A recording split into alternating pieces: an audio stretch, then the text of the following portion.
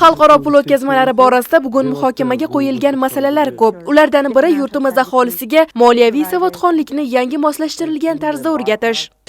O'zbekiston Markaziy Osiyodagi boshqa davlatlar singari yosh mamlakat bo'lib, masalan, Yevropa ittifoqidan farq qiladi.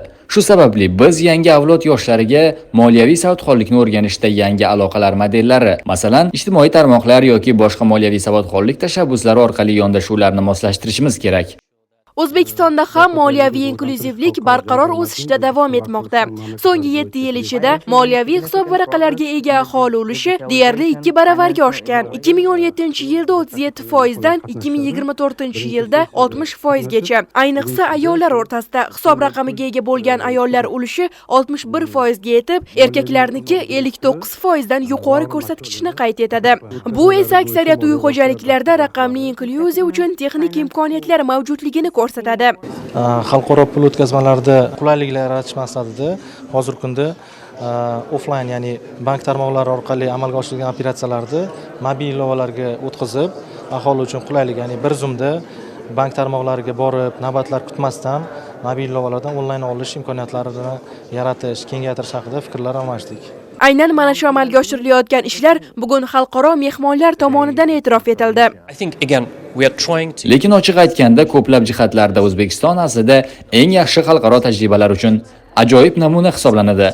Biz boshqa mamlakatlarga borganimizda O'zbekiston tajribasini ham ko'rsatamiz va bu tajriba mintaqadagi boshqa mamlakatlarda ham qo'llanilishi mumkin.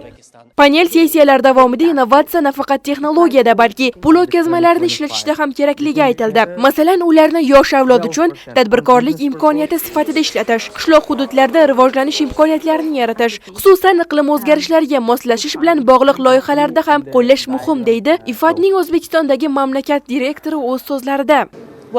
Xalqaro tashkilot, masalan, IFAD olib kelish kerak bo'lgan narsa bu innovatsion yondashuv, ya'ni yangi mahsulotlar orqali aholining ko'pchiligiga, xususan ayollar va yoshlarga qanday yetib borish mumkinligi. Pul o'tkazmalari faqat darhol ishlatilmay, oilalar uchun uzoq muddatli imkoniyatlar yaratish, yoshlarga va ayollarga qishloq hududlarda qolib shu mablag'larni tadbirkorlik uchun qanday ishlatish imkoniyatini berish bo'yicha yondashuvni ishlab chiqish muhim.